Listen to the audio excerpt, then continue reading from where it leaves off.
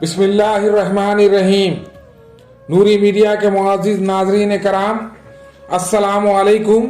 मैं हूं असदुर रहमान और आप देख रहे हैं हमारा YouTube channel Noori media and entertainment. दोस्तों,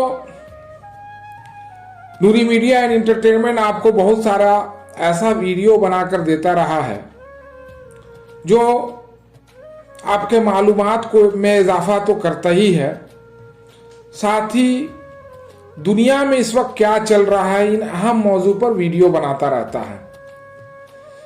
आज जो है हम बात कर रहे हैं एक ऐसे जंग का जिसका रिजल्ट देखा जाए तो किसी को कुछ हासिल नहीं हुआ।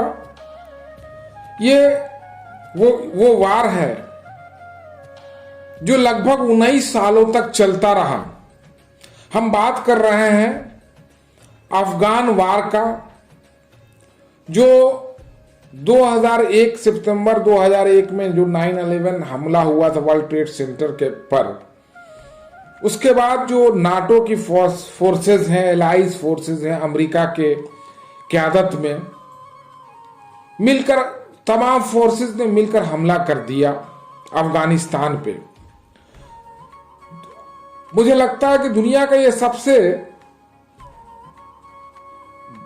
बड़ा जंग है जिसमें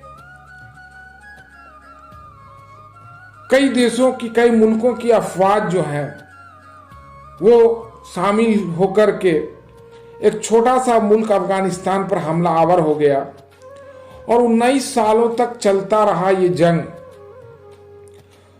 जिसमें कहा जाता है कि $822 बिलियन इन 19 सालों में खर्च किया अमेरिका ने। On an average 1.5 billion dollar per day इनका खर्च माना जाता है। लगभग 1 लाख लोगों की मौत हो गई, सिविलियंस की मौत हुई इस जंग में। और 2400 यूएस ट्रूप, अमरीकी अफवाज के लोग भी मारे गए, 20,000 से ज्यादा लोग जख्मी हुए और लगभग 45,000 अफगान सिक्योरिटी, जिस मुल्क में ये जंगें लड़ी जा रही थी उस मुल्क का अपना एक सिक्योरिटी फोर्स है, अफगान सिक्योरिटी फोर्सेस के लोग भी मारे गए इस जंग में। लेकिन जो इस जंग का जो सबसे अफसोसनाक पहलू ये रहा, वो पहलू था कि 39 बेकसूर अफगानी शहरी, जिसमें बच्चे भी शामिल थे, किसान थे, मजदूरों का एक तबका था, उनको हलाक कर दिया गया।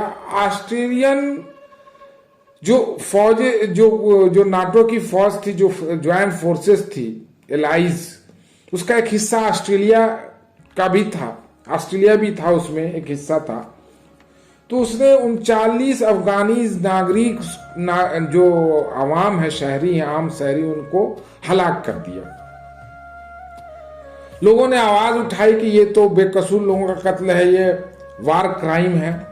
इस पे एक इंक्वायरी सेटअप हुआ और जनरल अंगिस कैंपबेल, जो chief of the defence forces के थे, उन्होंने इसको लीड किया और लगभग 423 गवाहों के बयानात दर्ज किए गए और 531 पेजेस में ये रिपोर्ट मंजर आम पर आया। तो उसमें ये पाया गया कि जो ऑस्ट्रेलिया के 25 फौजी हुआ करते थे, उन लोगों ने 39 शहरियों को इसलिए मार दिया कि उनको जंग का तजुर्बा हासिल करना था, जैसा बताया जाता है, और उन लोगों ने इससे पहले कोई कत्ल नहीं किया था, कोई दुश्मनों के साथ उनका मुकाबला नहीं हुआ था।